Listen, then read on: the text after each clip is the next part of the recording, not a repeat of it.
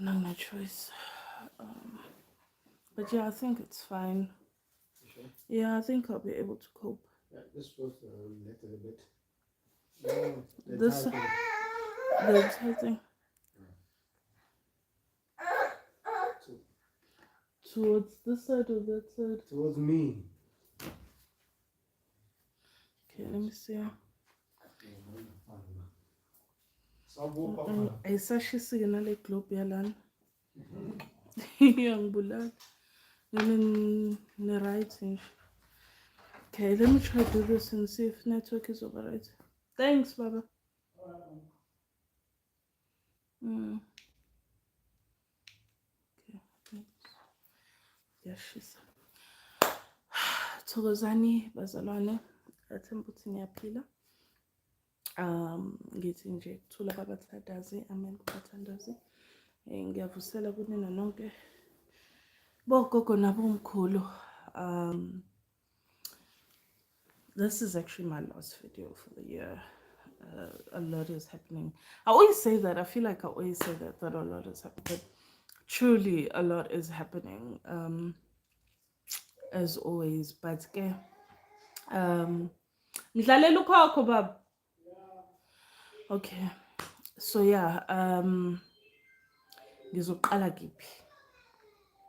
Ngiqalela ngidlulisa ukubonga to everybody through the year that has trusted me with their healing. I don't know if I actually bought mic, so I don't know if I need the mic. Ngithemba ukuthi ngizozwakala, but ngithi ngidlulisa ukubonga nje to everybody that has trusted me with their healing this year. And ngithi nje kukhanye silwela nje ukuthi ke makukhuphuke kahle amathongo, makhanye emsamo ekhaya, silungise kuyimvelaphi zethu. You know, it's a process, and I'm grateful to everybody that has trusted me with their process. And ngithembe nje ukuthi ke kuyoqhubeka kuqhakaze kukhanye njalo njalo. I'm so sorry for the delay for today. I was supposed to do this live at 6 o'clock, but unfortunately, load shedding. Mase itingila. Mase itingila. Load shedding. There's nothing I can do. So nje ngixolise ke akwabangilindile ngo6 sebezodlala catch up on this live.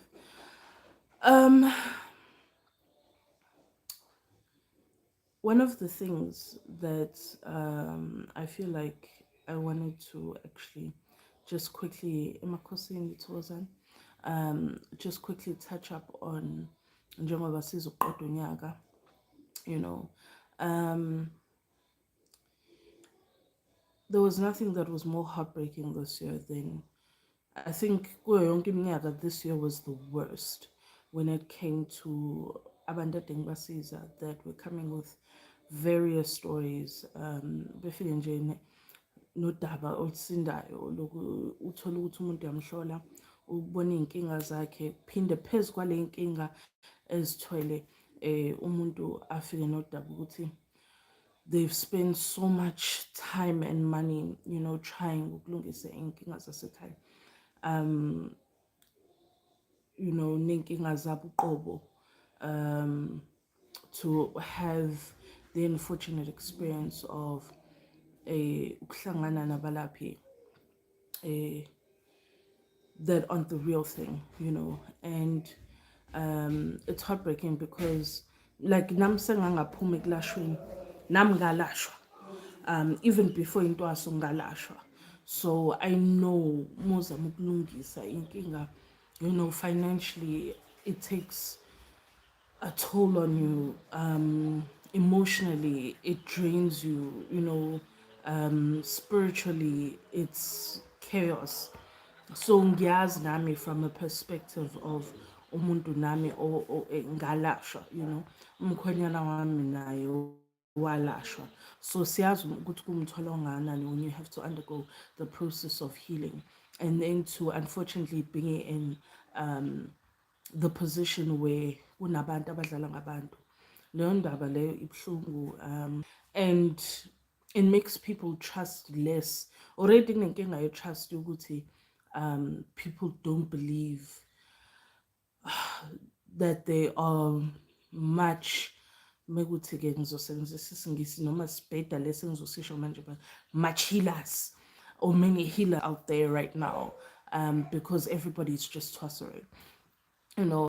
It's unfortunate because of how much abantu bethwasa ngayo, you know, people are having difficulty ukuthemba, and then within that difficulty kube nenkinga where uvele uhlangabezana nabantu aba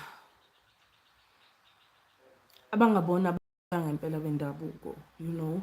um ngisho ukuthi yazi uma uhlangabezana nomlaphi wendabuko, I think I even did a video about this one, ngathi yazi umlaphi akabuzwa ubona ngendlela how they move, how they act, how they treat people, um the level of respect and the way abaziphatha ngayo uqobo, ubone ukuthi no, lo muntu lo wathwasa, lo muntu lo wayihluphakela lento ayiyona, so uyayihlonipha. Most of the respect is not because mhlambe you are a respectful person, but it's that respect is gained through the experience of initiation and through the experience of ukuhlupheka, ugula, you know. Ayikho into ekuvivinya njengokugula, you know. I think I even once said ukuthi angazi noma angayixoxa, but like I got to a point in my life where ngangisiphipha umkhwenyana wami, you know. He had to take care of me, angise toilet, angeze, siqoqe ibhedlela, you know, the whole nine. Like almost every time he had to call the ambulance, there was a possibility ukuthi angibuye ekhaya ngingase ngishone. So leyo experience iyodwa iyakhahlaza to the point where masusuthola ukuthi kahle kahle busuguliswa abadala noma uguliswa idlozi, usulashwa, you respected on a level where you don't want to go back to lokagula lokakufa. You don't want to go back to that experience. You don't want to have any situation within yourself ezovusa lolo laga or ezovusa lokukhathaza indaba. Don't do weird things. Ezovusa leso sindo leso. When we go to that, I could threaten Lotala. You know, Shabal. So weird.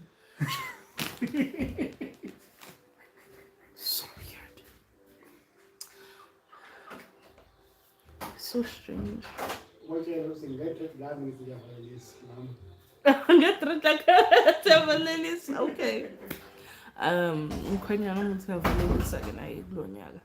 But yeah, so through that experience uyazama ukuthi uthobe ugobe ngalendlela ukuthi awubavusela abadala bakho ngolaka, because you've experienced what it means, yabo, ukuguliswa ithonga, ukuguliswa idlozi, and you never want to go back to it. So healers, you know, have that intense experience, on top of everything else that goes on in zabo, you know, because sinake, unfortunately, nake esizele sivivinywa nangey'ngane esiy'zalayo, zisivivinye nje shama 1 2 nje unga-understandi, yabo. Akekho umuntu ovivinywa ngabantwana njengomuntu ohlushwe idlozi, nomuntu ophethwe abantu abadala. I don't know what it is, but we get tested on every single level of our lives, and even in our relationships we get tested, because it also strengthens the faith in your ancestors ukuthi noma kuthiwa kwenzakalani, they've got you. So on behalf of all the fake healers, ngiyabaxolisela, you know, but trust in the fact that if you need to get healing, get healing. Unfortunately, kumhlaba esiphila kuwo ngizokhahlazeka, ngeke sikubalekele lokho. Nami ngakhahlazeka, ngilashwa, you know, nami ngaba nenkinga, ngavivinyeka, you know, and I learned from it, and I was able to sharpen my senses, ngikwazi ukuthi ngimhlaziye kabanzi umuntu ongilaphayo, you know. Ngihlaziya ngabanzi umuntu ongilaphayo, and not just nje trust in the fact that umuntu une title yobungoma, because abantu manje everybody's a sangoma, forgetting that just because uyahamba uyothwasa doesn't mean ukuthi sometimes uthwasela ukuthi usebenza abantu. Uyahamba uyothwasa sometimes uthwasela ukuthi ube yisangoma, but uyathwasela ukube inyanga, and it doesn't mean that you're gonna have a line of people. I think that misconception enye into futhi elimazayo ukuthi just because uthwasile uyisangoma and usuyalapha fanele kuhlezi nje kekela ulayini esigodlweni sakho ngathi kuseclinic. Just because you have a calling, it doesn't mean you're going to be functioning as a clinic or as a hospital where there's always 100 people in your house or esigodlweni sakho. That's not the case. Sometimes in a week you'll heal 5 people, sometimes you'll heal 1 person, and that's okay. And I think we don't want to make peace with what our ancestors have planned for us. So a lot of us gcina sesenza imikhuba ngoba sifuna ukufana nalabaya labayana bano 200,000 followers on Instagram, labayana we kuthiwa kuyagcwala laphayana kukekela ulayini uze uyorawundi khona yabo endaweni. So it doesn't mean that. You need to make peace with what your ancestors have planned for you, what God had planned for you, so that kuzoba right. And I just wanted this year kakhulu to be a year of gaining understanding of what it means to be umuntu wedlozi, and what it means ukubizwa amadlozi akini, and what it means, to get healing and need healing, and how to then uyisukumele leyo nto, and to have understanding and what to look for mekuthi uyalashwa or mekuthi kuneyinto ezithile kufanele ukuthi mazenzeke, and who are the better options when you need certain things. So kulo nyaka I wanted that to happen, and for the most part baningi abantu abasizakele, and I'm grateful for that. And the unfortunate thing is ngeke uhlezi umuhle kwabaphi or kubantu mekuthi wenza kahle. And on this journey of educating ngakwamukela lokho ukuthi because I tell the truth and I live authentically and honestly, leyo nto iyongibangela izitha njalo njalo. I'll have more people that are against me than that are supportive of what I am. I remember because then iba ngisho semndenini. I remember when my mom ngaba ne-conversation noMandlovu wathi mina uma yazi she had, like, waba proud the first time I started healing ukuthi hawu umntana useyalapha yabo. At least kuyabonakala imisebenzi ukuthi akayihlabanga leya nkomo for nothing. So imali zasethongweni, imali engayispenda on idlozi lami and on ukulashwa kwami and on izinto lezi ezayidingeka edlozini, that siziyabuya manje inkomo zasemsamo ziyabuya. So she was speaking to my uncle and was like, hey, yes, Thandi, that's my name, so ngithakatha kahle negama lami. So yazi uThandiwe nkosi yami useyalapha uyalapha nkosi yami, and ngibonile bukhoma imisebenzi yakhe uyabhula, because my mom never really trusted ukuthi ngiyahlola. Like, she never thought ukuthi hayibo ingane yami iyahlola ngempela. She just thought ukuthi okay, nginobizo because vele impawu zazikhona soloku ngimncane ukuthi fanele ngithwase, fanele ngisebenze and all of that. So kwakukhona. So she didn't deny that. She accepted that part. But I think I'm confused. I was leyo kuhlola, especially because I was a person that, ngiyasazi isito sami. Uma besenza umlungu ngikhula kamlungu, ngihlala nabelungu, impilo yami nje ayinabelungu. So my Zulu really ngingena ephehlweni was not up to standard. In fact, to be very honest, mina ngena ephehlweni I knew zero Zulu. I knew Zulu that was enough to get by. Yabo lento ukuthi at least kube khona impawu ukuthi ayikona umZulu loyana, yabo. So I knew enough Zulu for that, but in terms of isiZulu ukuthi ngikhulume nabantu abakhuluma isiZulu lesangempela, ayi cha, ngifuna ukudlala ngani, esasingekho kokuzero. um because I was even a joke ephehlweni. Like I was bullied a lot because of it, by my fellow twasas. So labantu engangithwasa nabo esigodlweni ngangihlekwa a lot, ngiyinhlekisa. You know, I had nicknames engangibizwa ngayo, ngisho mengihletshwa anginamagama angangibizwa ngawo because I didn't know Zulu. So I think ileyo nto ma ukuthi mengizothi ngizoshisa impepho ngithi ngihlolile umuntu, especially umuntu wakwaZulu, ngizomhlolela ngithini. So when she started seeing that, I think there was a level of pride evil again. So anyway, she tells my uncle all of this, and my uncle was like, "Hey, these days no mubana ngabe umlaphi. You know, vele ubhala ibhodi, abantu bayalutheka, abantu bayilima. So vele ubhala ibhodi nje ukuthi uyisangoma and uzobona kugcwala kwakho, you know." And that was like heart-wrenching, because ngabona umayiphoxeka. And for me it was so disrespectful.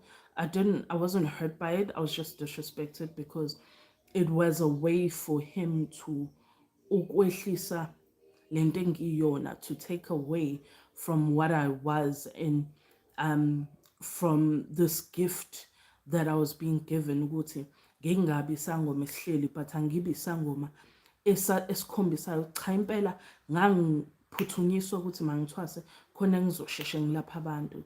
You know, all of that was in place before I even went ephehlweni, because I literally always dreamt of having a lot of people around that were, you know, undergoing healing from me, to the point where ngaze ngaphupha the first time ngikhonjiswa le ndawo, ngaphupha like ngibona la entabeni ngoba phela sakhe indawo engathi intaba, engathi kunesibhedlela, and lesibhedlela sigcwele ama-patient, and njengoba sigcwele ama-patient nje labantu balashwa ngesintu, you know. Kuvela imithi, kuvela impande, kuvela iwasho. That was my first experience of seeing what my people were expecting of me, you know. So in all of that, you know, angifuni umuntu ozophela umoya ukuthi ekhaya they don't accept them, or ekhaya bayibona into abayiyona. You know, for you have to rise above it, yabo. December is always the month to really reflect on who you are and who you want to become spiritually, you know. And noma kuthiwa abantu bathini, you always have to, especially family, because they hurt you the most, you always have to rise above what they say about you. And no matter how much they try to demean nokwehlisa izinga yalento eliyona, to be okay with it, and to understand ukuthi vela ubizwa ngoyibona, ubizwa abadala, and abadala bangaphezu kwabo, they know better, they ukhona because they deemed it so. So whatever they have planned for you, that's all that matters. Omunye umuntu ukuthi ukhulume wathini, it's okay, it's irrelevant, you know, it doesn't contribute anything to your life. Then masifika la esithunyweni, you know, what was heartbreaking for me is how many people ekuthiwa sebephakanyiselwe ithunywa just to find ukuthi lezi zinto abenzelwa zona azikho, you know. Isithunywa is, I think I've said this in a video, it's the easiest but the most complex, and it's both the easiest and the hardest to ukusiphakamisa, because asifani nedlozi, it doesn't necessarily rely on umuthi, it doesn't necessarily rely on certain things. Njengedlozi ukuhlaba imbuzi, ukuhlaba ini nani to strengthen itself, into ofanele uyakhe ngomoya, and then whatever umuthi ozowudla ozolekelela ukhamba lesithunywa ozolekelela, it's just ukulekelela, it doesn't necessarily do the full job. You have to uhlangabeze by the 90%, and the 10% is ukhamba ozoludla lesithunywa for those that need ukhamba, yabo. And abantu abadinga ukuhambela isithunywa is usually abantu abanosithunywa nedlozi. If umuntu enesithunywa kuphela akuvamisile, it does happen, but akuvamisile ukuthi badinge ukuhamba layo, you know. But anyway, you know, uyayihlangabeza isithunywa with strengthening your spirit by the 90%, and then the other 10% is then the other things or the other processes that you do for it, so that lizokwazi ukuthi ke isithunywa sakho siqhume kahle siqine, you know. But we live and we learn, and sometimes kumele ukhahlazeke empilweni so that uyazi ukuthi akiwa laphaya, or uyazi ukuthi into ethile ayenziwa, or uyazi ukuthi how to spot umuntu odlala ngawe nomuntu okwenzela into ekuyiyona. Sometimes fanele ukhahlazeke, like a bad boyfriend. Sometimes you have to go through bad boyfriends to then understand ukuthi actually when you get this type of guy, it's a bad boyfriend. Or if you get this type of girl, it's a bad girlfriend. You know, sometimes you have to go through that heartbreak and go through that experience so that you're able to spot masekudlalwa ngawe noma masesekuzodlala ngawe khona into zakho zizolunga zizokhanya. You know, I don't think we appreciate enough the bad experiences that we get, because unfortunately it's only through them that we are able to learn and grow, you know. Because unfortunately into kamoya ayifani ne-textbook. You can't study for it and then boom ubhala leyo test usuphasile noma usufeyilile. It's not like that. Into elandelwayo based on direction and based on inkulumo ezofika zilethwa abaphansi, zilethwa yidalwa, zilethwa ithunywa. It's not something that is the same for everybody. It's not going to be the same for umuntu akamakhanya as it is for umuntu agumede, as it is for umuntu akadlamini, as it is for umuntu akamchunu, as it is for umuntu akashabalala, as it is for umuntu wakazondi, as it is for umuntu wakazuma, as it is for umuntu wakamkhize. Sonke siqhamuka kwama-clans ahlukile ababephila ngendlela ehlukile. La sifike sihlangane khona is kusiko, yabo. But kunesiko nosiko. So kunesiko lasekhaya as abantu bakamakhanya, kunesiko lasekhaya as abantu bakandlovu, kunesiko lasekhaya as abantu bakashabalala, and then kunosiko where it's a cultural umbrella. So if there are differences like that, then kungafana kanjani edlozini, kungafana kanjani esithunyweni. So we need to understand that. And can we stop breeding healers that are so disrespectful and rude? You know, for me, I can understand kunabantu abangakaze balashwe, and there are people that don't understand the protocol yokuthi moya kumlaphi, you know. For me, moya kumlaphi and you're a woman, ozovumela ibhlukwe esigodlweni, already that healer is not it. That healer akasebenzi ngedlozi already, because there will never be isangoma or inyanga that's going to allow umuntu wesifazane ozofika ngebhlukwe emsamo. Leyo nto nje is a slap in the face to the ancestors. That's why when I've had clients that have come with pens, I've accommodated them. Ngibanike uthola ukuthi ngizosho ukuthi I know, and noma bhinqi bayileli or whatever, I accommodate them because I know ukuthi kunabantu abaningi abangazi, but baningi abaziyo. But still athi umuntu hayi mina bengihamba abalapha abathile and bengigqoka ibhlukwe lami. No, mozohamba nje umlaphi wendabuko azi ukuthi ibhlukwe alamkeleli, hayibo Zulu abanjani, alamkelekile nazo esigodlweni. It's not accepted, it's not respectful. Usukudinga lamadlozi la ukuthi akusize, so you can't make the mistake of coming with a mabhlukwe. So hence, in future when you go to a healer, bantu besifazane xeleni ukugqoka amabhlukwe egodlweni. I've had so much of that experience, and some of them have been innocent, you know, and I can understand lababa innocent abangazi that didn't know better. So it's not speaking to y'all. It's laba that have been to healers.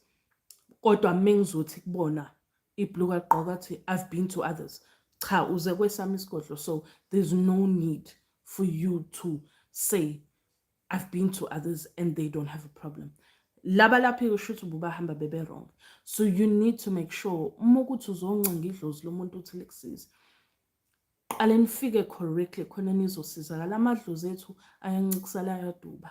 Uma ukuthi uzofika ne-energy yokudelela already nje sekulahlekile, ngeke uze uhloleke ngeke abafuna ukukusiza bese uyobona engathi lo mlapho udlala ngawe kanti isimo ofike ngaso. Your energy always has to be on point. Fika nomoya othuli, fika nomoya ophansi, fika with the understanding of ngisayoncenga usizo kuyidlozi lalaphaya kulowa muzi. So I need to be in a certain level within myself spiritually so that nabama amathonga azosondela baxoxisane and then I can get the message that I need.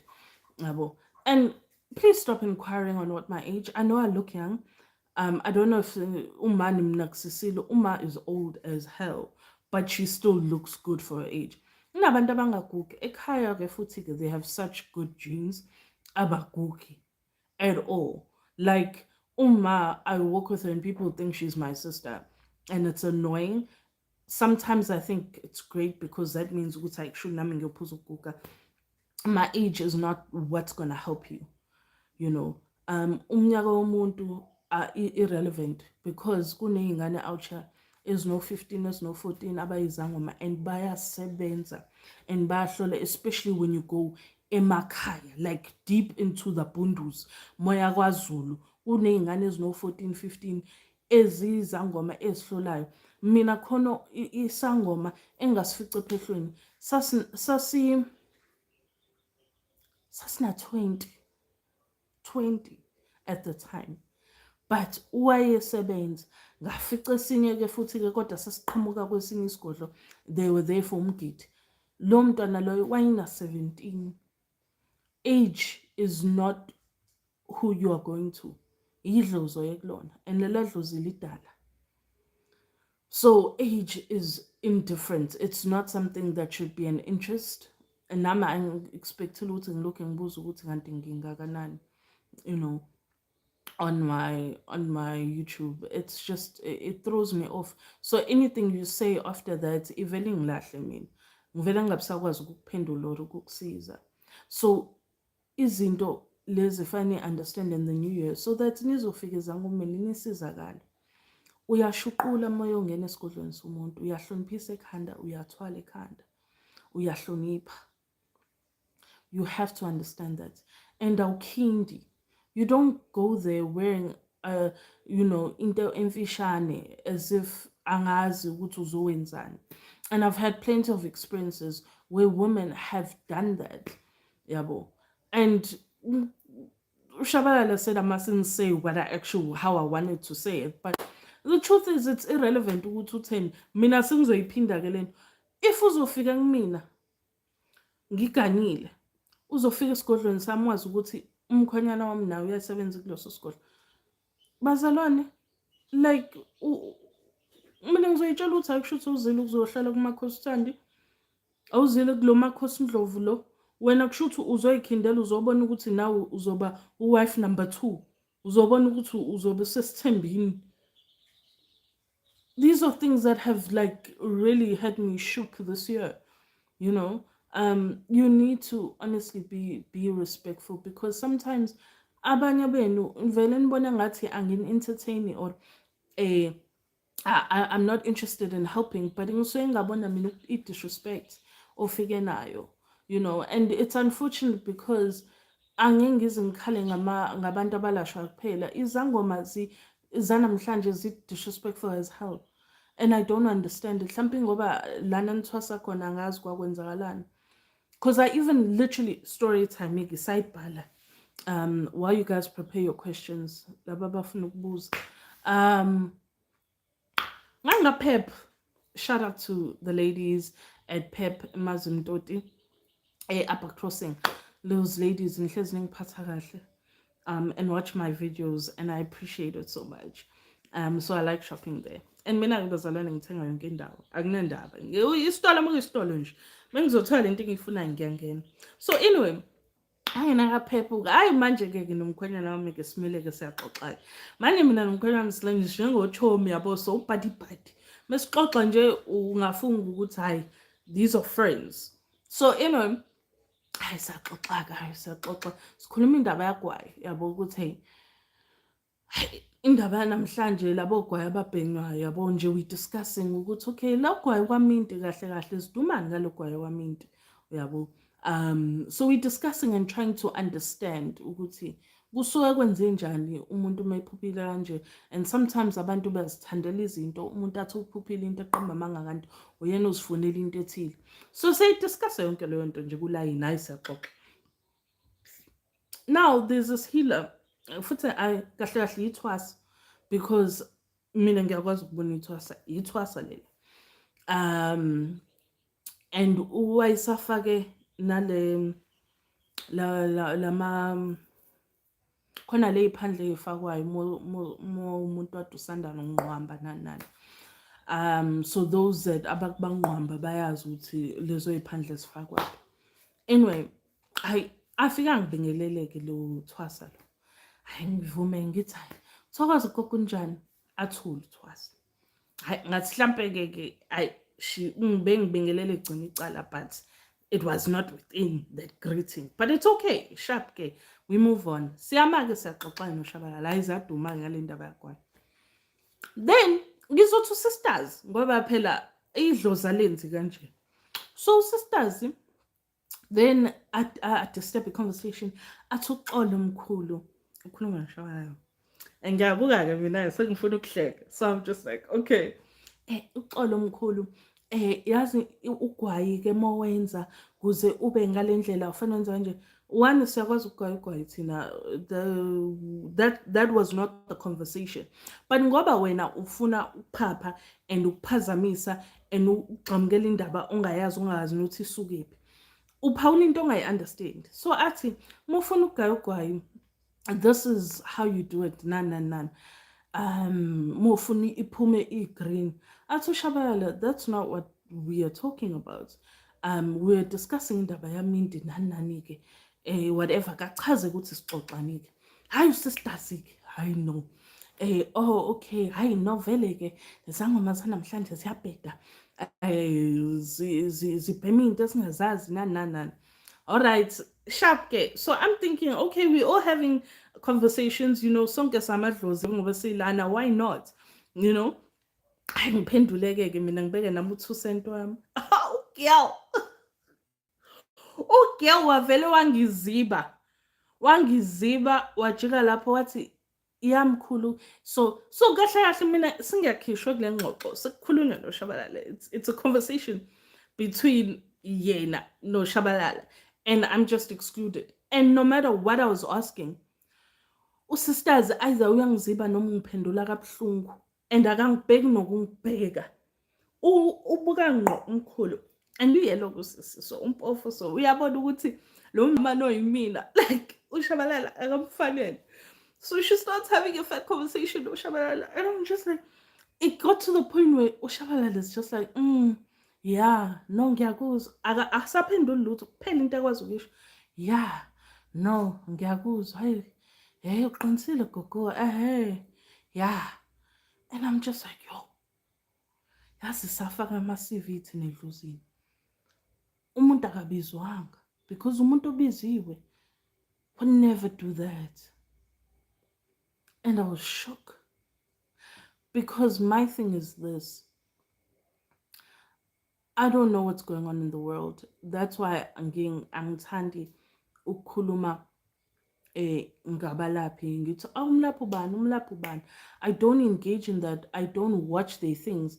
Abantu ababethanda ukungixoxela lezo zinto amathwasa, of which I would always tell them bazalwane anizile ukuthi menguthi ngibusy or I'm not around you ukuthi nihlalele nibuke stuff on TikTok and stuff on YouTube and stuff on on Facebook. Ngoba nize edlozini, your focus should be edlozini. lezi zinto lezi zenu shuthi nithwasa online phela nini, you know. Ibona babengitshela izinto.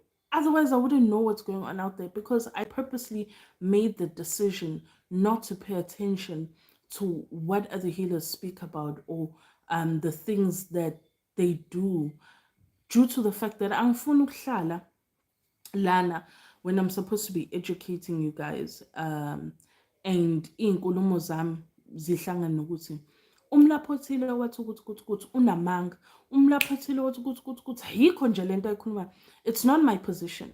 My position is to tell you what is wrong out there, a in terms of my experience as well. Izinto esengiyizwile directly from healers, izinto experiencile through ukulashwa nabantu bengikhahlaza abalaphi bedlala ngami, izinto esezenzakalile to people that I know personally.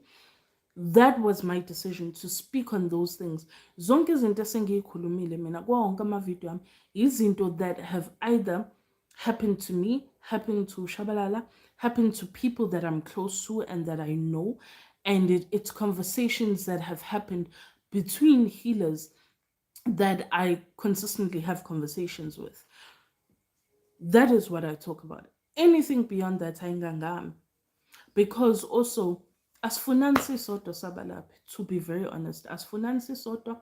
Mningi umona ufuna ukuthi mina nginamathwasa awu-20, omunye ufuna ukuthi mina ngibhala abantu abawu-100 a day kwisigodlweni sami. Kuyakhompyuthwa. Akekho umuntu o-understanda ukuthi lana njengoba sabalaphi fanele sisizane silekelelane. La ufika hamba ushayeke khona or uhlukeleke khona ubuze mina, nami la ngishaka khona ngibuze wena, sisizane samadlozi. No.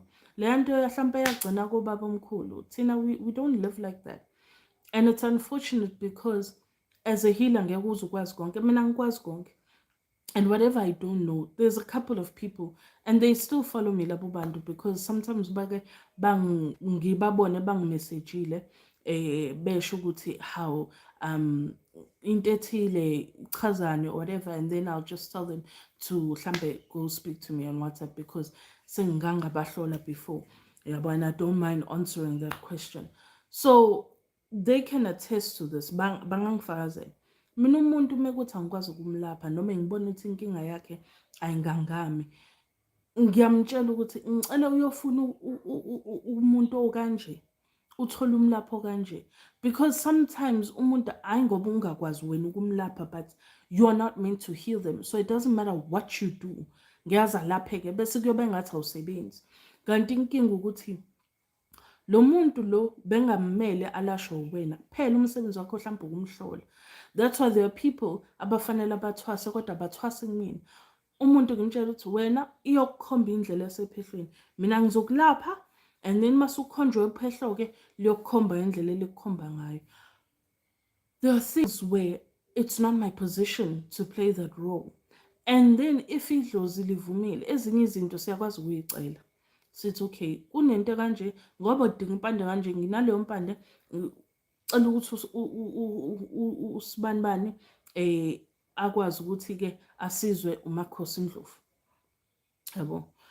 Iyakwazi umuntu ukuthi aphahlele ukuthi asizwe ezinye izinto mekuthi le mpande abayidingayo nginayo. Kodwa futhi mekuthi le mpande abayidingayo anginayo, I can't force the situation, and that is something mina I fully understand. Because ezinye izinto angizenzi ngithi azenze uShabalala because ngiyabona ukuthi lo muntu lo udinga impande ehamba nayo uShabalala, ehambiselana naye ezokwazi ukuthi mekuthi uyamthinta lo muntu leyo nto izofezeka ilapheke. Let me just answer these questions. Makhosi, mina ngicela ukubuza ukuthi mawuzoya emanzini kumele uziprepare kanjani, especially if uya for the first time and you have never been. The biggest preparation that I can say, musani ukuthi niya kuma-boyfriend nama-girlfriend ningenzi ucansi, no sex. Muzoya emanzini, don't eat pork muzoya emanzini.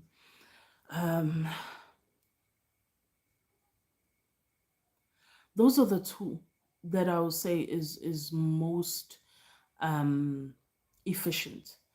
Don't have sex and don't eat pork. and as a woman awuyimi kwama-period emanzini. So I don't force it. I've had to alter and change dates of cleanses of people because umuntu hlampe afana ayogezwa athi ngisuke ngangena kwama-period. You don't do that. Awukwazi ukuyisa umuntu emanzini kwama-period. But other than that, there's not much. It's just ukuthi nokuthi awudliki. Akudli kuseni. Musane nifike nisuthi. Hey, I've had people come befana bayiswe emanzini. Umuntu usuthi ubone ukuthi uhambe endlini nje enze sure. Uma ungcwele bazalwane fanele uvuke emanzini, uvuke. Uzovuka kanjani? Kade ubhizi ushake. Azakuqondile ukuhlela. But adudla like you can't eat. You can't eat. Mina into engenza ukuthi ngidle mengemanzini. Nakhona I don't like eat like proper food. I'll have a snack. It's because ngiyancelisa. So njengoba ngincelisa mengizoyisa umuntu emanzini. Uthola ukuthi by the time kuyisikhathi ukuthi angene sengi-weak. Kanti umuntu ufanele abanjwe and so forth, and you need strength nokumkhulekela. You need strength. Your spirit has to be strong. So snack mhlampe uthola ukuthi I'll have like a muffin or something like that. Kodwa ngidla into encane kazi ukuthi ayisindi, so that umuntu ezokwazi ukuthi ke ahlambululeke. So awufike udlile, ufike isisu nje si-empty. Yeah, you don't have sex the day before. In fact, if the whole week mwazi ukuthi umgqibelo uyogezwa, that whole weekend when uyazi ukuthi ucansi nje akona umngane akho, number one. Yeah, and pork is just no. But yeah, that's about that. And then greetings. Greetings, we want to please teach about Makhosi, how your symptoms were, how you twasa for them, and their history. You're so insightful, and I learned so much from you. Okay, this is what I'll say. Ne? Because please teach about Makhosi, because I can't necessarily teach about Makhosi, not because I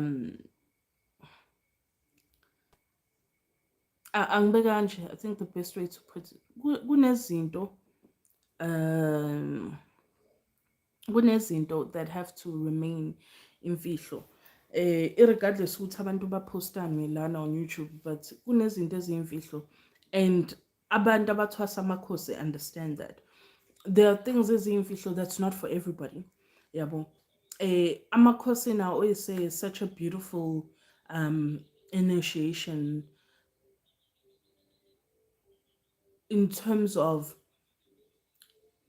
izinto ezenziwayo asifihliwe from your family, right? So mufika, for example, nabantu basekhaya, uqala uyomiselwa inkamba zakho zentwaso emakhosini. You know, ayikho into efihliwe lapha, ayikho into ezokuthiwa phuma nonke esigodlweni kusale this person only. It doesn't work like that. Akufihlwa ekhaya, but kuyafihlwa for the public. You know, izinto zentwaso, there are specifics that you need to learn once you're there. Kunezinto kanjalo kufanele uzifunde masufikile, uzibone masufikile. You know, and also in terms of knowing, I think how your symptoms were, the symptoms as you put them are different. They are different as per person, but what I can say, the most common ones, umuntu ofanele uthwase amakhosi or emakhosini, is that you will dream of a lot of Zulu items, and indlela yokugqoka will be very common to the culture yakwaZulu. What else? a lot of the names of the items uthola mhlambe awuyibonanga mhlambe you weren't shown ukuthi you need to get this, but it will come in the name of um Yesul. So for example, right, I had a suit person a few years ago that had to initiate a course, and imithi yayifika ngegama lesizulu. So for example, kunomuthi kuthiwa ubola, wawufika in the Zulu name of it, which is ubola. Waphupha umqhele, wafika watshelwa kuthiwa fanele uthole umqhele etshelwa ngesizulu. um Umhlangeni waphupha wakhonjiswa umhlangeni, wafika watshelwa ngesizulu ukuthi kudingala umhlangeni for this, watshelwa the purpose etshelwa ngesizulu, you know. Sometimes you dream of your gobela speaking in Zulu, right? Or you dream of a person that will talk to you in Zulu. And I'm telling you the common ones. It gahluka as per person. It's not the same for everybody. It's like even nala mapupo lawa of you dream of being in water and then kuthiwa intwaso. You dream of being at school bese kuthiwa intwaso. When you have to get the specifics of the dream to understand what exactly ancestors want, because you can dream of school but uthola ukuthi the structure of the dream ikhombisa some kind of spiritual education that you need to get that doesn't necessarily mean intwaso, because intwaso is not the only spiritual education that you get. Ne? Ukphupha, to dream of yourself in water, isn't doesn't only show intwaso, right? It doesn't necessarily mean it's okay because you dreamt of yourself in water, now you have to go initiate, of which is a common thing. Because if this is how you see that you need to go to Asa, you dream of yourself eskoleni, or you dream of yourself in school, you dream of yourself in water, you dream of, there are dreams that mean Intwaso, but there are also dreams that are similar to the dreams of Intwaso but mean something else. That's why it's so important to get dream interpretations, especially from somebody that understands dreams. Somebody recently asked me, they wanted a dream interpretation, and they said, how do I do my dream interpretations? And basically, must specify what they were asking is that nguadonsa ngomoya, or do I just interpret them? Of which I understood, because he apologized. I don't want to be disrespectful, and I didn't feel disrespected because I understood what they were saying. I understood ukuthi, oh, nansi into ayibuzayo. Dreams are interpreted like, dreams is like ukuhlola. Dreams is like literally a consultation. That's why it's so important to go to somebody that understands that, because a dream and a dream and a dream yayihlola. Hence why sometimes I take long to respond to people that I'm healing that send me dreams, because when they send me their dreams, I need to first be in a state of mind where, all right, manje, I'm focusing on the stream and I am calling the person that helps me understand dreams. So it's okay, fane sizohlaziya la manje, nanti iphupho. And I tell the people, mina ukuthi, send me voice notes of dreams, because I need to close my eyes, I need to listen as if you were telling me the dream ophambi kwami, and ngisizwe emoyeni ukuthi okay, umoya ungiguide kangakanani, what is my ancestor saying about the dream. Because some finding it the dreams that need me ukuthi ngwahlaziye, or to interpret them ngesithunywa, of which isithunywa is my main source of dream understanding.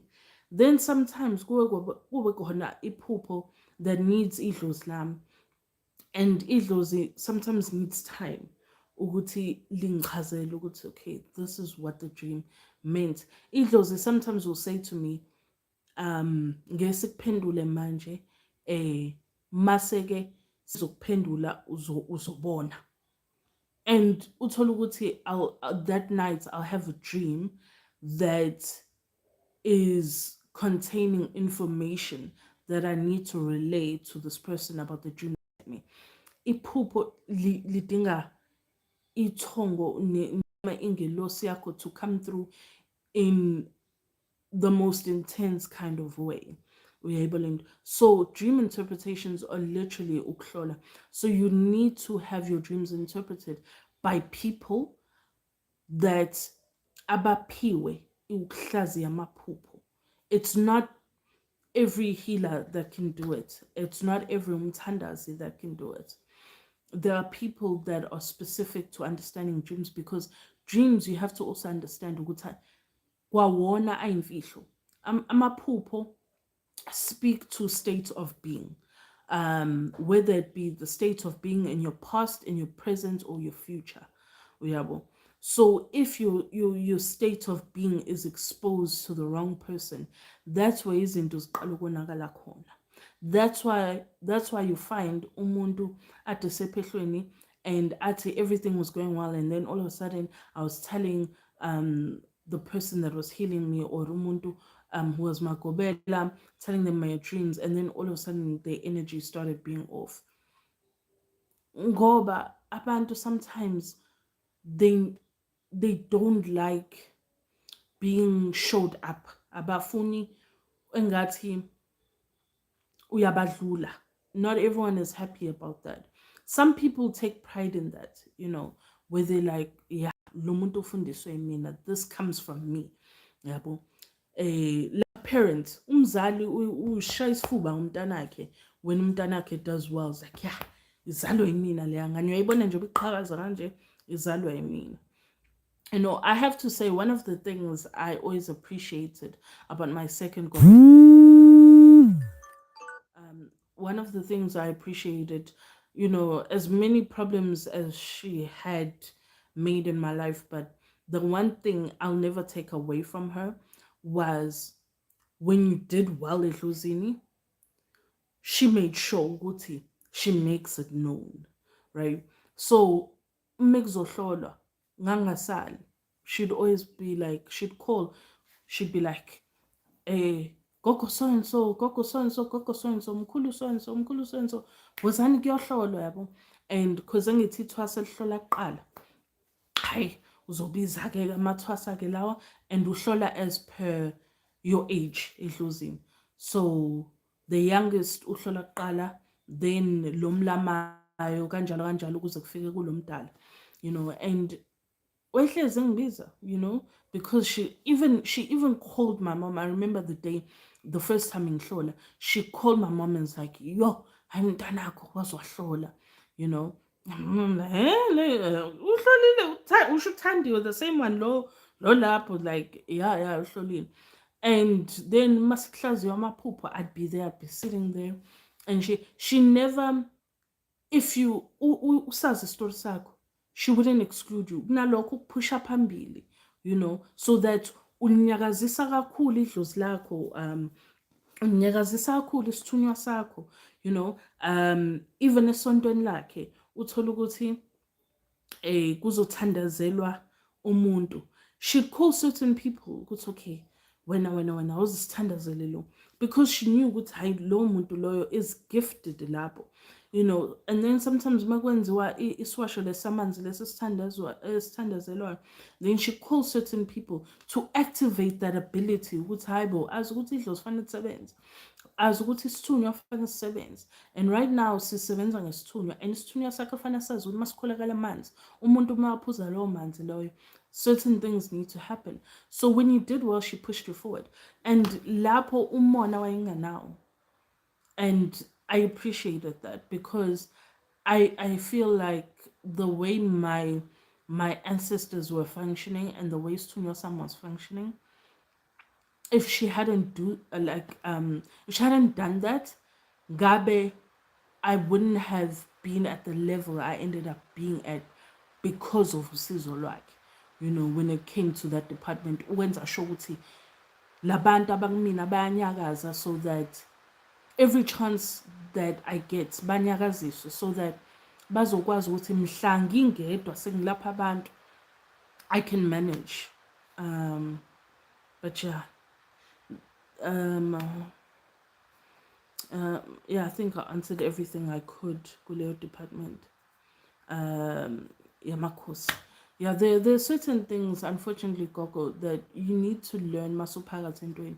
There are things you really cannot learn outside of this situation. Kunezinto esingazembula lana, when we have conversations and when you have questions, but there are things that need to be left to your experience. But yeah, dream interpretations are number one, vision interpretations are number one. You know, that in itself will tell the story, and then you'll know whether fanele uthwasa amakhosi or wenze njani. I won't even get into lambantu abathi bathwasisa amakhosi kodwa umuntu uthwasa uthokoza. I will just never understand. I will never understand. Umuntu uthwasa umdzawo kodwa athatha umuntu ofanele athwasa umakhosi amthwasise. Yo ngoba kuyadlalwa ngabantu la ngaphandle. Hayi ngiyabasaba abantu. Yabo. Ngiyabasaba abantu. Umuntu ufanele athwasa umakhosi athwasise kumdzawo. Bese bona ngathi akufezekanga lutho edlozini udlale ngamali. Kanti bethwasa into wrong. Umuntu ofanele athwase umakhosi athathwa athwasise ucamako. I will just never understand. I will never understand. But ke him lawyer. Makhosi, since I've been doing self-initiation because of Makhosi, I feel like I'm on 60%. My spiritual's working, but it's not aligned. Any assistance? This is what I was saying, ngabantu abayithwasisayo. A child cannot raise themselves. I think I've said this. Kwakufanele ngithwasiswe abantu bami. Bangilanda, did not go down well. It was a mess. But anyway, ngazicelela mina ukuthwasa kugobela because I knew very, very well ukuthi kulo mhlaba esiphila kuwo manje, there's so much that is happening. And there's so much of debt and like ikweletu nje ezikhona nokonakala kwemsamo nanani that makes it difficult for umuntu onedlozi because uthanda ungathandi idlozi liyawadinga amathongo and idlozi liyadinga your ancestors and your ancestors are who? Yilaba abantu abalapha emsamo wasekhaya, yilaba abantu labaya ozalwa yibona ophuma kubona. And I knew with all the problems I was coming with, lento angidinga ukuthi ifezeke engezi ifezeke. The deal I made with my ancestors was they must let me ngithwase ugobela, and then mhla sengi equipped enough, whatever that is missing bangenzise bonake. La ngaphelelanga khona, la ngalunganga khona, it's okay. Angizokwamukela lokho. La kudlalwe ngami khona, I'll accept all of it. I'll take the responsibility.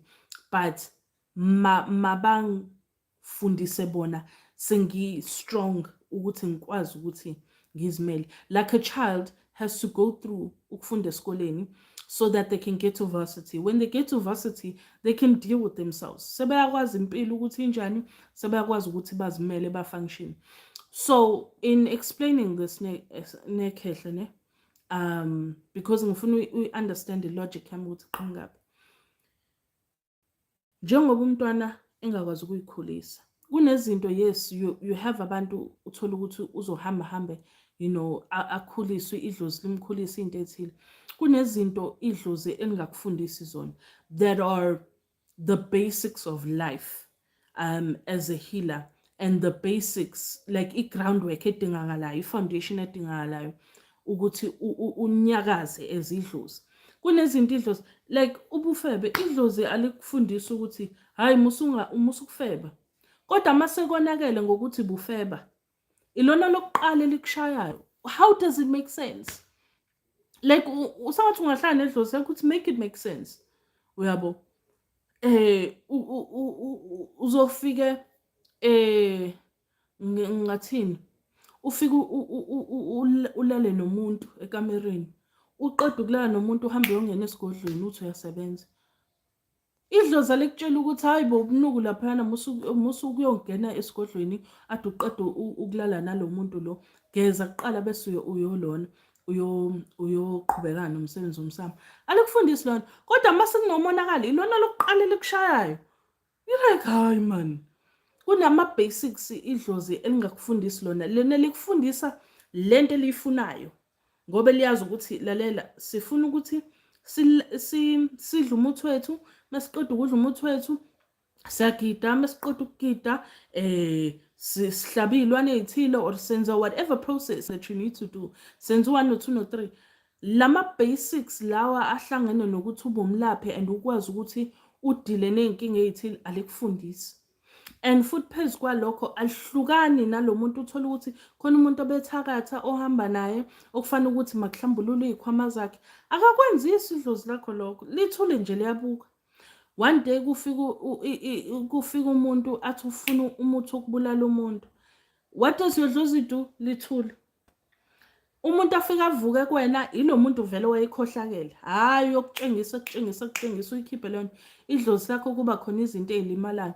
Bese ilona lokuqala lithi wawenzelani into esingayifuni ini nani. You like, hayi man, dlozi kunjani mase kunje, make it make sense. Kunezinto idlozi lakho elingakufundisi lona that you need to know and understand.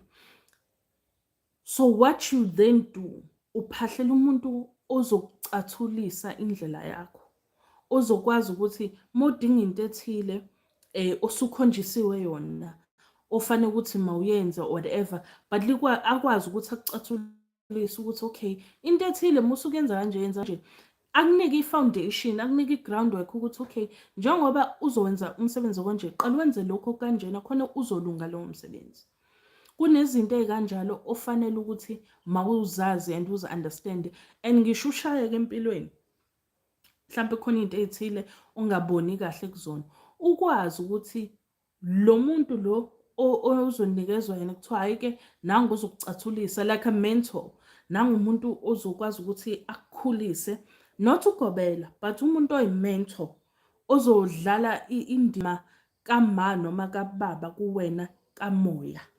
Uyabo, like in a church umfundisi noma umfundisi play the role of parents, spiritual parents to you, even though they don't run your life in how ukuthi okay wenza 1 no 2 no 3, but kune guidance kufanele ngabe bakunika yona ukuze ukwazi ukuthi ukhule ngendlela efaneleyo, ukwazi ukuthi into ethile zenzeke ngendlela ethile kuze kuzolunga isimo sakho sempilo. Nasedlozini-ke kunento kanjalo, leyo nto kuyayiphahlela uyicele ukhonjisa umuntu uzokwazi ukuthi akucathulise akulekelele. Ngoba even noma kuthiwa kunezinto ey'namathele edlozini lakho elizokwenza ukuthi ugcina uthola ukuthi idlozi lakho likhombisa iphupho, kodwa lezi zinto lezi zifuna ukukuphendule iphupho lakho kube enye into. Akwazi ukushesha ayibona athi ngeke mntanami ngidinga ukuthi siyogeza laphaya sikwazi ukuthi sihlambulule lesimo esikanje kanje. You need that so that you function at your fullest capacity. Ngeke uzofunction at your fullest capacity make uthi into ey'thile azikho in place so that you are equipped enough ukuthi into ethile zikwazi ukuthi zinyakaze ngendlela efanele ukuthi manyakaza ngayo. Angazi noma uyangi-understand uyangizwa, but that's my advice. Ukuthi wena phahlela umuntu ozokwazi ukuthi ahambisane nempande yabantu bakini akulekelele, ongeza abugobela futhi ungavumi umuntu ozofika akuqhwage laphana afuna ukuthi abugobela wakho when your ancestors that's not what they wanted, yabo. But ozokwazi ukuthi akucathulise abumzali kuwena kamoya, ozokwazi ukuthi akulekelele la kumnyama khona izinto zakho zizocaca ngale ndlela efanele ukuthi mayicace ngayo. There was actually something I needed to answer as well. Wathi ngibheke first wangathi Ngimtshela kusami umuntu ukuthi ngizoyiphendula ema next video. Azi noma ngizoyithola manje. Mm,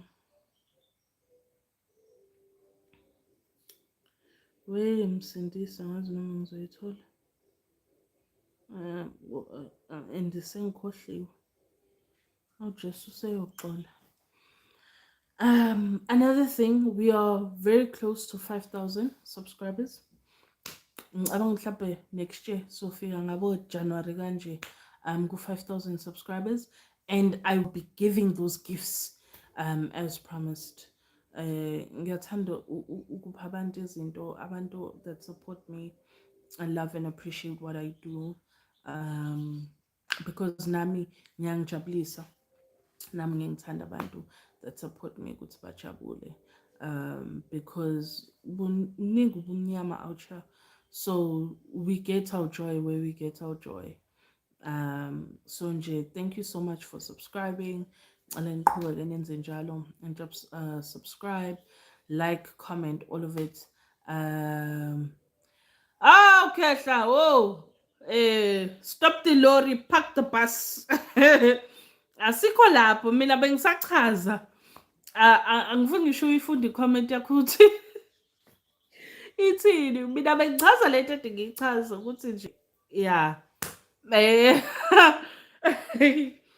Yazi bazalwane, another thing that I did mina, ubona ukuthi nje i-trauma was real. Ngaphahla ngoba nginjalo, mase ngimla ngaphahla ngathi ngizongizwa kahle ke madlozi mekuthi ngifuna ngiqhubeke lo msebenzi wethu. Ngicela nje into ethi thwasa, into ethi hawu Nkosi yami. Samukebe ngisazoyifunda imessage yakho ke usuyidelethile. Mawuthi ufuna ngifunde uzophinda uyiposte, mawuthi uright uphendulekile then that's fine. But yeah, ngoba bengine trauma and bengimla ngathi nje Dlozi mawufuna nje mina lo wako gatsheni aqhubele umsebenzi wenu nizoke ningisize la. Ngicela nje into ethi thwasa, into ethi nje ngizokhuphula idlozi ikingipakelele kude le kude, because labantu abafika this year, this whole year nje amathwasa engibathole this year, last year kwakungcono ayo, futhi khona ongena last year, khona ongena last year na ke nayo beyinkinga, but ke asikho lapho. So the one ongene last year and then lawa this year, hayi shame, hayi bandla, ngicela ningikhulekele. Ngathola inyongo yenyongo and yabo nje angazi ngaba yini mengase kuthiwa ngiyavuka ngoJanuary kube nomuntu ethi into omdala ngikhonjiswa ukuthi ngizothwasa la. I think ngingavele ngiquleke. Mhlambe ngangibona u3 months wonke ku YouTube ngine trauma. The way I'm traumatized by into ethi thwasa nje. Igama ilithi thwasa. Ngivele ngathi yabo khona lama emojis of a man running away. Imina loyo. Ngibaleka ngeenyawo zombili. Ngoba nje iwow. I've been having so much peace in my life lately. Ngokulapha abantu. Ukulapha abantu to get the response. Hey, Dlozi ngiyabonga. Hawu Nkosi yami kwande kuwena. Ngilaphekile ukuthi bengihlushwa ukuthi ayi kunokuthi hayi silwane esithile hayi ukuthi abo wonke lama comments, these things have been getting, these comments I've been getting from people that have been healing is such a joy. Abajabulisa umoya wami. Singakwazi ngisho ukushaya ama voice note ngihappy. I was just so unhappy with the mathwasa and nje. Then I get a call from umuntu obethwasa osedinga ukulashwa, angitshela istory sakhe ukuthi ugobela wakho the way adlale ngayo, like, and ubona ukuthi usize la kule story. Ngisho ukuthi kodwa Dlozi ngenzani mina, like in my previous life, ukuthi labantu aba-right abazi ukuthi bazowenzana ephehlweni baya kulabantu abonakele, and laba bonakele beza kumina what it is about me that is just drawing these people here. Like, I just don't know. And I think in Lento Futi, that needs to be very clear. I'm the nicest person on earth. But ngidine uzongibona. Ngidine angikufihli lokho. Once nje nganyanya ngaba nolaka ngavuka umsindo kumina. Angazi vele ngathi kuvuka ibhube sithizeni. Uvele nje kubile. And I'm the type of person ukuthi you just don't want to see angry. Ngoba ngiyazwana nokuhleka, ngiyakuthanda ukuhleka. I come from people that just love. Ekhaya noma kuthiwa kuxatshana nganani. The one thing you can say about us, lalela bayahleka abantu bakaNdlovu. Ekhaya, awu lalela awu. Anga ade kuhleba izolo, kodwa the way ezobehleka ngayo today and the jokes and kuqhuma kumnandi. Ayibo. Le cleaner, I don't have the patience for. I'm not that person. I don't have time. Ningi into ezidala headache. So what is the purpose of ukuthi ulokhu uhlinile? Owazi kusasa mhlawumbe uzongavuki. Ubhizi ulokhu ushona uhlinela abantu. Hayi man, we must be joyous, we must be happy. Makhosi, I wanted to ask about a dream I had. Bengilandwa yizangoma ekhaya and I couldn't walk, but they assured me I'd be okay. Masifuka, I think ubuqonda ukuthi masifika phambili. I've had this dream twice. Makhosi. Ayigogo, iphupho lakho liyazichaza nje. Liyazichaza angazi ukuthi yiphi incazelo oyidinga kumina, but molifunda nawe lephupho liyazichaza. Shuthi kunenkinga khona, and njengoba in the dream uzuyasho ukuthi ngilanda izangoma ekhaya and I couldn't walk, ukuthi kushuthi busugula. Uyabuza kulanda izangoma ezathi kuzolunga phambili. Kushuthi khona lento edinga ukuthi mayilashwe kuwena. Because abakabi specific ukuthi yini eyenzakalayo. Akwazi ukuthi ngathi hayi shuthi uzothwasa ke, fanele uthwasa ke just on that dream. That dream is not communicating intwaso. Mhlawumbe una intwaso. That's not what I'm speaking on. I'm speaking on this dream alone ukuthi leli phupha likhuluma intwaso, likhuluma ukuthi ulandwe izangoma zithi kuzolunga phambili, ugula ungakwazi ukuhamba. Shuthi khona into efike yakushaya esimeni sangezansi ukuthi ungakwazi ukuhamba. So manje bakhuluma phezu kwaleyo nto ke mhlambe ke edinga ukulashwa kuwena edala ukuthi ungakwazi ukuhamba kuzolunga phambili. It's basically self-explanatory. I think sometimes nginamaphupha kanjalo are straightforward, but adinga ukuthi siwafunde out loud. You know, sometimes you need to say your dream out loud to just understand ukuthi there's no hidden meaning behind it, but accept what they are saying. So khona into ogula ngayo gogo, leyo nto leyo iyolunga ke kushuthi ezangomeni ke. But if mhlambe uyazi ke na ukuthi uyihlushelwe intwaso, then you know ukuthi mhlambe this dream on top of the other dreams are speaking on shuthi into zakho lezi lokugula okukhona kuyolashwa intwaso. Okay, Gogo, what is the importance of ukugida, Makhosi? You know, ukugida, it's everywhere. Ukugida, it's in everything. Let's take the dlozi out of it, right? One thing about our African people, or across the globe, one thing about our African people is that we communicate through music and dance. All right. That's why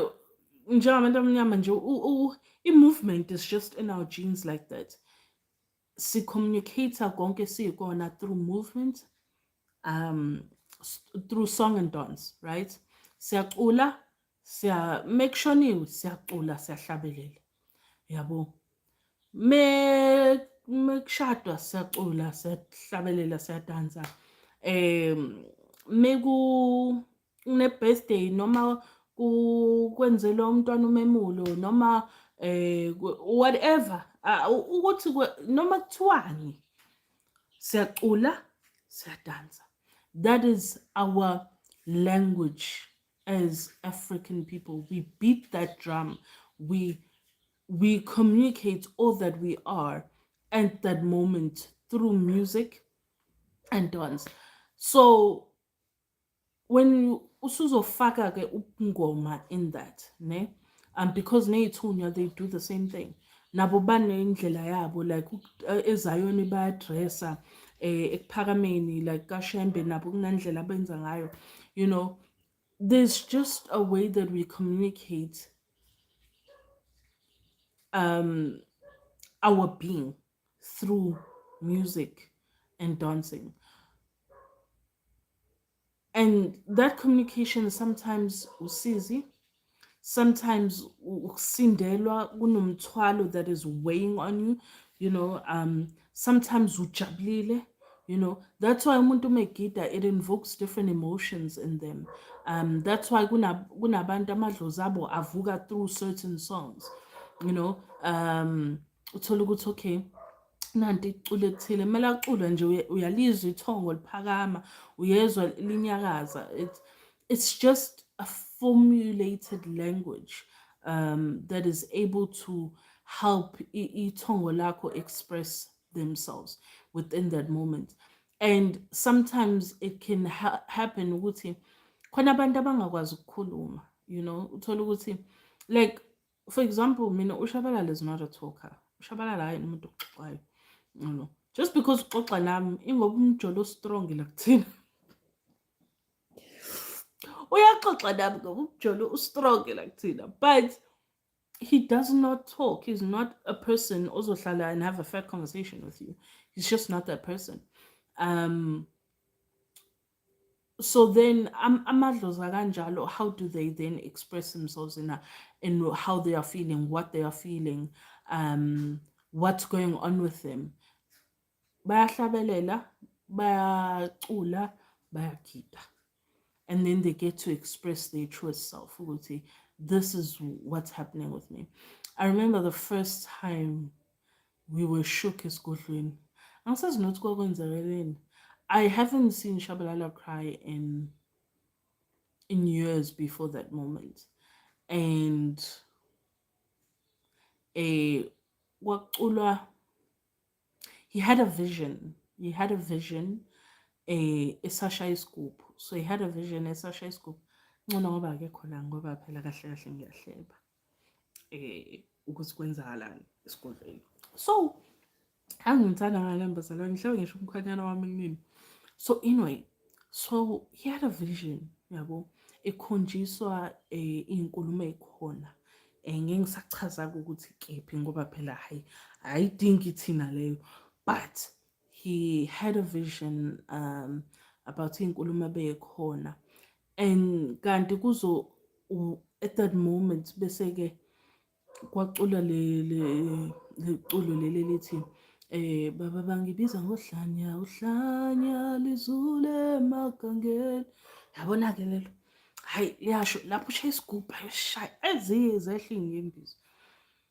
Lapho ngizama ukushaya izandla, but I also want to go comfort my husband and akhamfatheki nangamathwasa la. Phela sibuka phela sikwazi phela ukwazi phela ucomforta phela umuntu wakho, yabo, serious kuyagidwa, yabo. We can't be doing those things. But ngiyabona inhliziyo yami ibuhlungu because ziyehla inyembezi and I don't know what to do. And I don't understand ukuthi kwenzakaleni, you know. And I asked him later, like, what happened? Let's say ngivele ngaba nesibonakaliso ngisashaya isigubhu. Ngikhonjiswa uso and so no so and so and so and so bekhuluma ngami, besho ukuthi ngisangoma salutho nani nani. And uthi nje I just got broken by that moment and ngashaya isigubhu. Uba uphoxekile ke uShabalala. uShabalala doesn't care about what people say. He's just a person. Yabo mekuthiwa ngizongixolela ngisho le nto le, but yabo mekuthiwa there's a person kuthiwa zero fucks given. uShabalala is that person. Zero fucks given. Akanandaba. Ungasho into yakho avela kubuke nje. That's okay, uqedile. He's just that guy, uyabo. imina ngibuye ngizwele yabo kodwa futhi-ke it depends on the person angizweli unombani kunabantu abathile in my life ukuthi mebesho into uthashi yabo lento ekuthiwa uthashi kwawutshelwe ekhaya ukuthi ngivele ngashaya uthashi ya ngivele ngishaya uthashi on certain people and they say stuff like my mom when she says something it hurts my feelings you know. So he's one of those people. I think ngavela ngabona no man idlozi libone lento lavele laphoxeka yabo laba emotionally zakhiqizeka inyembezi. I haven't seen him cry since that moment. But ukugida nokuhlabelela noma nokucula amacula omngoma akhipha wonke lolo sizi nenjabulo because sometimes kunosizi sometimes kunenjabulo you know like libe khaya cula uthi thini kanje eh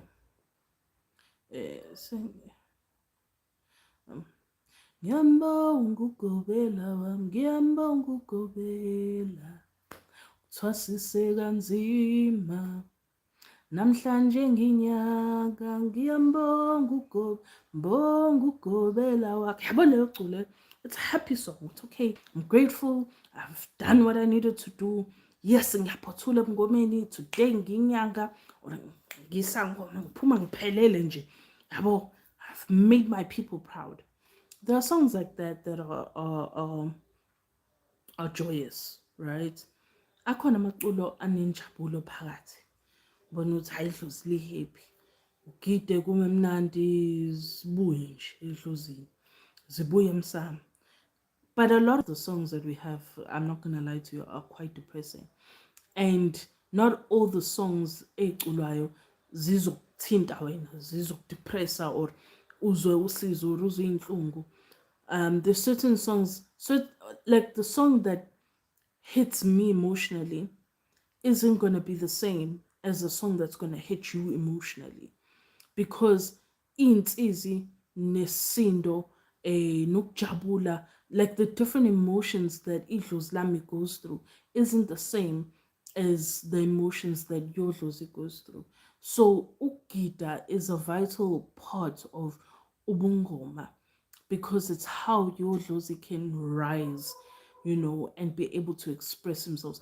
And in Vamisa, that is a very good active way to look uvusa idlozi lakho uvusa ithongo lakho khona izokwazi ukuthi hayi man we are doing this thing so I need to show up so that umntwana amazophothula aphume la. Okay, Gogo, I'd like to ask, what does it mean to dream of a prophet? Yasizayuni giving me isembathe green. Then 2 weeks after the dream, he paid for me ukuthi ngithole isembatho. He didn't know the dream. Hayi, nale dream is straightforward. Mhlampe bekhonjiswa ukuthi uyena ofanele leso sembatho for whatever reason, you know. For whatever reason, your ancestors and that person's ancestors know what's the situation. It's not for me to speak on, but kushuthi uyazi nami ngangaphupha ithwasa lami ligqoke amabhaya thizeni ngahamba ngayomthengela lawo mabhaya wangitshela ukuthi hayi yazini ma ngeke ngawaphupha lamabhayi lawo but ngangawathenga yabo ngawakhonjiswa mina ngahamba ngayothenga ngamnika because I felt ukuthi masefika kumina kusho ukuthi bafuna ukuthi ngimkhunge ngazo mhlambe yabo noshabalala sengamphuphela lamabhayi ngamphuphela before he even initiated amabhayi amabili ngamphuphela wona washo ugobela wami at the time ngangisathwasa uthi ugobela wami kusho ukuthi uyakhonjiswa ukuthi fanele umthengele lamabhayi umkhunge ngayo and I did exactly that and they served their purpose, you know, they serve their purpose. So it's different for everybody ukuthi why certain dreams like njengami ngisho ukuthi ngikhuluma indaba yamabhayi wena ukhuluma indaba yesembatho abantu bakho nabantu bakhe that know, you know, what was the reason, you know. So I think that's a conversation that you can have with that person.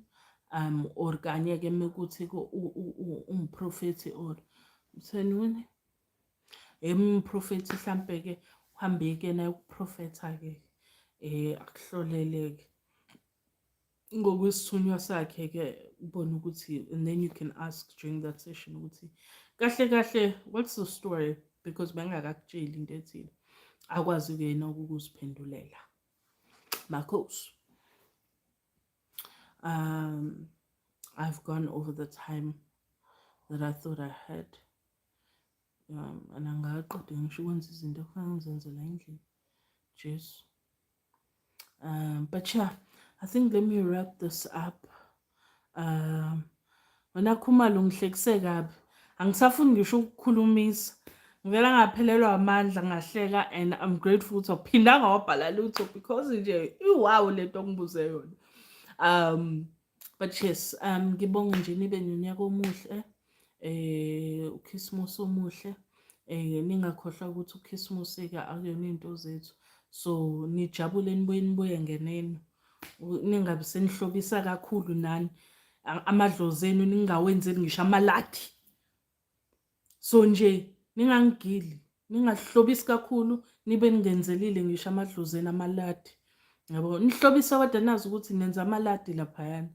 Yabo, ngikhumbule lo Jesu wenu wesilungu, niphinde ngikhumbule ukuthi ninamathongo laphayana, ninamadlozi enifanele niwaphakele. But enjoy your Christmas. Nibe nonyaka omuhle, omusha nivule kahle unyaka. Nivule nezibusiso. Kukhanye nje kunina. Ngibonge for supporting me and always understanding my humor, because I know my humor is not for everybody, but in England I think you follow me because you understand me, and I think you understand my purpose and what I'm trying to do here on this platform. And ukhombisa as well ukuthi kuyaphileka edlozini. Because another thing I think that breaks my heart, yabo le messaging ekhona namhlanje yabantu ngongakugani.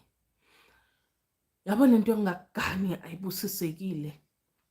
There was a common thing of izango masigani, because phela amadlozi in our phone. Ayikho lento, idlozi lifuna ukubona umuntu ahamba naye ecacile, lifuna ukubona obaba bemizi bafuna ukubona kunenjabulo ekhaya, kwande izingane zedlozi. Yabo, bafuna bebona ibloodline iqhubeka. And we need to start appreciating the power of a marriage, the power between joining two people together and supporting and appreciating and understanding each other, in all that we are. Alikho idlozi elithi akushadwa. Ayikho leyo nto. Sifuna kunyaka mina-ke nje kunyaka omusha nje ngidinga abantu abala ukuthi ngidinga ukuthi bashade, ngidinga ukuthi bagane, ba-understande injabulo. Yes, kunzima emendweni, and I don't think kufundiswa enough on how difficult marriage is.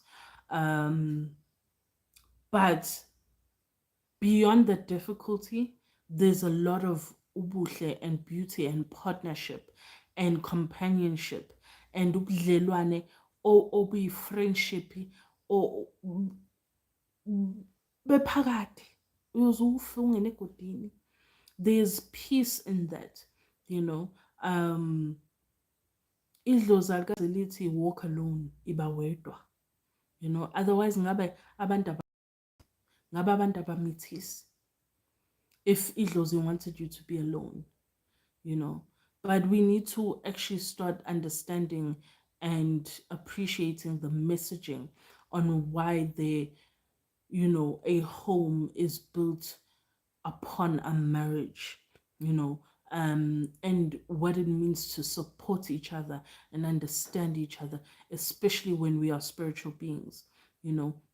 Amadlozi ethu ayasibekela abantu abafuna ukuthi sigane kubo noma sishade nabo, because bayayithanda into ethi umshado. Umshado akazi ukuthiwa usizi but kuyisibusiso ngoba ngisho ekhaya there's a celebration, kuba ne-celebration eba khona umuntu mezogana noma umuntu mezoganwa, because of the beauty and the blessing that that is.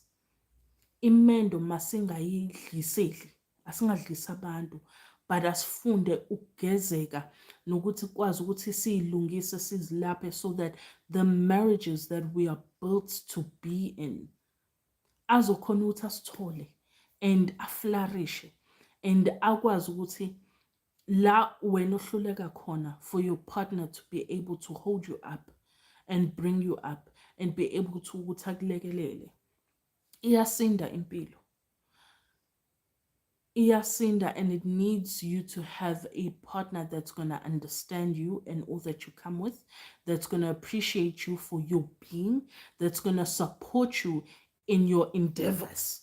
And even noma kuthiwa kunenkinga edlozini, yazi ayikho into enhle than when I see couples come to me, uthola ukuthi umkhwenyana uphelezela unkosikazi wakhe, amshiya unkosikazi wakhe esigodlweni, alinde emnyango, unanaleyo respect ukuthi hayi umfazi wami akazizwele iy'ndaba zakhe nje eyedwa, mekuthi khona into engidingayo ngizongena. But when I see couples like that, I'm just like, yeah, uthando loluya, i-partnership leya, you know.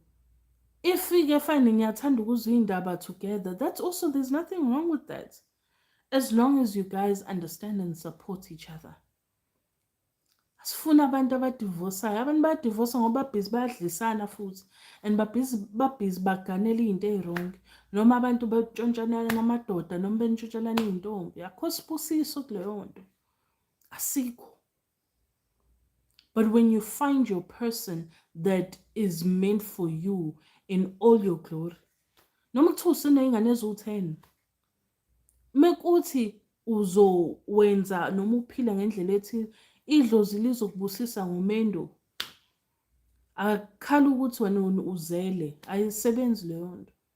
There are people that go into, uthole ukuthi umuntu ashonelwe umkhwenyana noma ashonelwe unkosikazi, aphinda aganwe, yabo, akhonjiswe kuthiwa hayi nangu umuntu esimbekele yena, ozofika futhi athande iy'ngane umuntu afika nazo.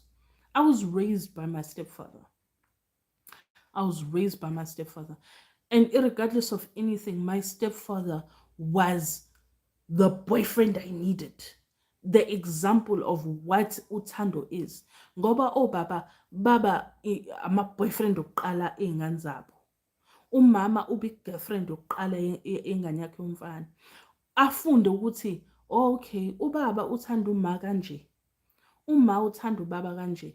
So this is my first example of what love is. And when children are brought up in a home where they see an example of love and respect, mina ayikho into engigwema if ngingaboni ngasolinye nomkhonyana wami sixabana phambi kwengane, ayibadingi leyo nto. Ingane efanele understand ukuthi ubaba wakhe ngiyamhlonipha and ngiyamthanda, and because I love him and I support him and I respect him, akufanele into engayithandi ngi-express phambi kwengane, ngoba ingane izofunda ukuthi umuntu uyahlambalaza. Lento yabantu besifazane abanamhlanje bahlambalaza amadoda abo phambi kwabantu, it has me shook. Ngishuketh. Indoda uyehlisa isithunzi phambi kwabantu. Wena as umuntu esifazane umsebenzi wakho ukuthi uvikele isithunzi sendoda yakho at all costs, and uyithande and uyihloniphe.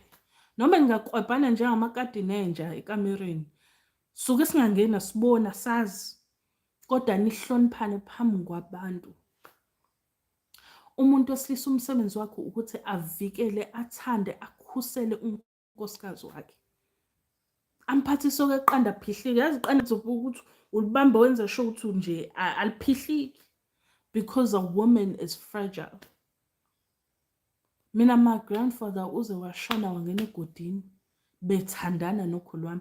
I don't remember a day bengathanda.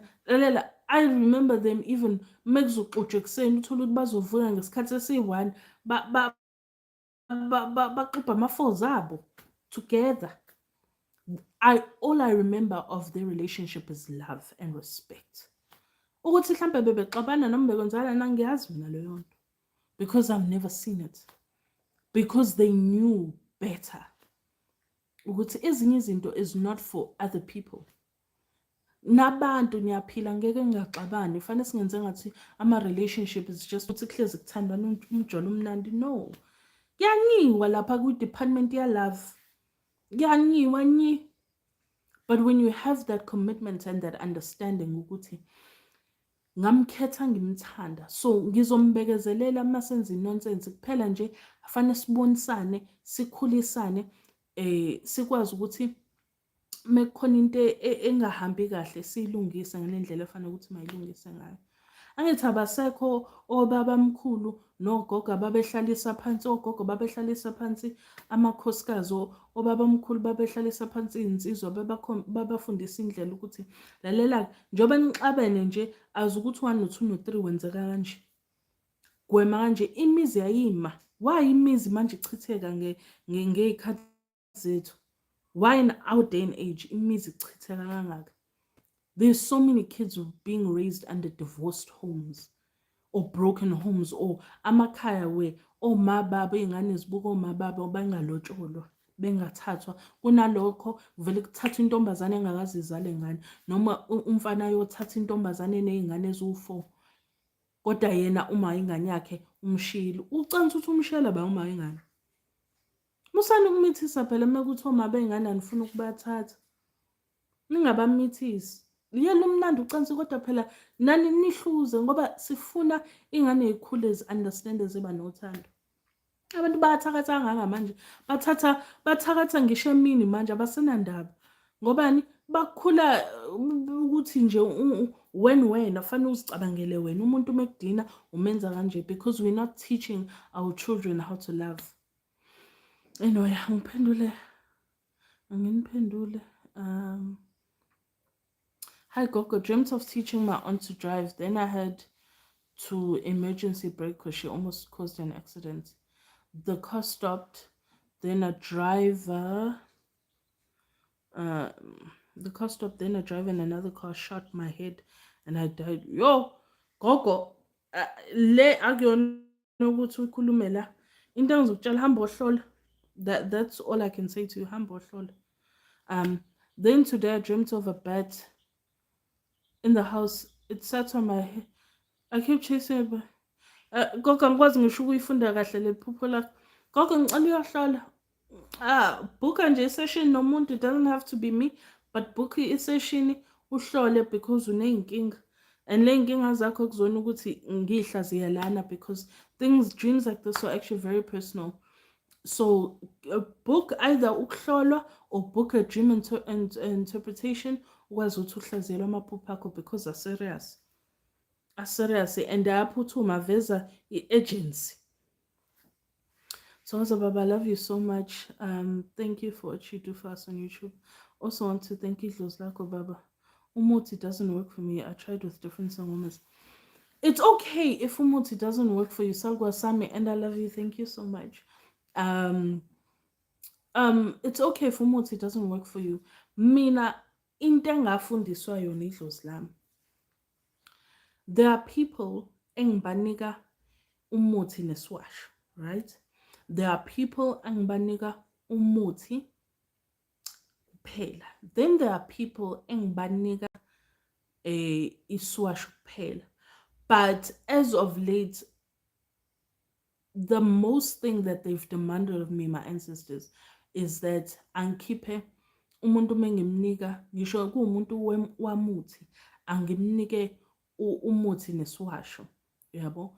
And also there are people that need umuti, but because of whatever's going on during that period, umuntu fanele aqale ekusebenzeni iswasho kuphela before they can use umuti. That's why abantu uthola ukuthi sometimes uthi umuntu umuthi omsebenzeli, or athi I've tried everything and it's not working for me. Sometimes umuthi fanele uhlahlele, fanele uqale uvulele indlela, usebenzise iswasho, mosuke eswashweni ungene emthini, noma usebenzise both. But futhi nakhona khona imithi where you're not supposed to ingest lo muthi, so umuthi that you can use ilo gquma kuphela, or uthole ukuthi umuthi ongawusebenzisa ukugeza kuphela. It's just depending on the person, uyabo. But that's my ndlela yokulapha. It's my way of healing. People are different, but for my ancestors, their clear messaging was umuntu fanele ngimnike iswasho nomuthi. And then there's those few people efanele ngibanike iwasho kuphela, angawuthinti umuthi at all. So it's just dependent on someone's situation. So if umuthi ungakusebenzeli, it's fine. Thola umuntu ophiwe iwasho, right? Uthola umuntu ophiwe iwasho akwazi ukuthi akulaphe ngesiwasho. Not just because another thing you have to know, there are people abakhipha iwasho not because baphiwe ithunywa zabo iwasho, right? But it's because they know there are people like you that abafune iwasho kuphela noma abadingi iwasho kuphela, right? Umuntu needs to be gifted iwasho zokulapha. That's why you find there are certain healers uthola ukuthi or abathandazi where they only give you water that is prayed for, because isithunywa sakhe asishongo ukuthi khipha iswasho, but sathi sizowakha iswasho through amanzi akhulekelwe. So you need there's that understanding that is needed around that. Ukuthi there are people abakhipha amanzi kuphela because their ancestors or iy'thunywa zabo iy'ngelosi zabo said this is how we heal. And then there are people abakhipha izwasho because it's their gift. Yabo. That's why there's certain swasho. I mean, I don't have every single swasho out there. There's certainly washo that I have because those are the ones that I was gifted by my ancestors with. But inazi washo ngizolapha ngazo, and this and this and this is what I'm gonna heal with it. Yabo. So you just need to get salwa sami iwasho ke from umuntu ophiwe iwasho awazi ukuthi ke akulaphe ke. Ayindlela udinga ukulapheka ngayo. But otherwise, bekukuhle bekumnandi. Thank you so much. Ngiyabonga nje kwande kunina novule kahle unyaka kukhanye kube kuhle kube mhlophe sizofica nonyaka ozayo. Angivali mina. I think let me just say that because I get questions like people trying to get dates and all those things. Ukuthi okay, date ukuthi mina angivali because mina lami idlozi does not allow it. I'm like a hospital. I'm forever open, but I don't work on Christmas. I don't work ngomhla 26. I do not work ngo New Year. I do not work ngomhla 31. There are certain days engayisebenzi, you know. But for the most part angivali. So that I don't want to be asked about that again. Phela nje umuntu ngimnika i-date azobhukhelwa ngayo ukuthi that's the day that you're booked for and we are doing 1 no 2 no 3 whatever it is. But nje ngicela unyaka ungibuza Nkosi yami ukuthi ngiyavala ngivala nini so that you know when to come, because mina I don't see a lot of people in a day. Yabo. I've got a family, I've got kids, you know, ngiyaphila. Ngihlola abantu abathile abangaka I book sessions because mina umuntu ngicina ngihlale isikhathi esithile naye liyaphela i-hour sometimes with certain people ngihleli nabo, and so there's only so many hours in a day ongayisebenzi, you know, and that's how I work. So nje misbook session, that's what I do. So nje ngicela ningisize nje ama-question ahlezi ngihlupha lawo and sengikhathele ukwaphendula, but ngiyabonga ukuthi ningibengezelele ngisho noma sometimes I'm honest and angiyibeki kahle into, but ngiyanithanda from the deepest parts of me, and I appreciate all your love and your support. Ushabalala vele besevalisile kube kuhle kube mhlophe kukhanye kunina kwande njalo njalo. And izobonana ngonyaka omusha. Makhosi.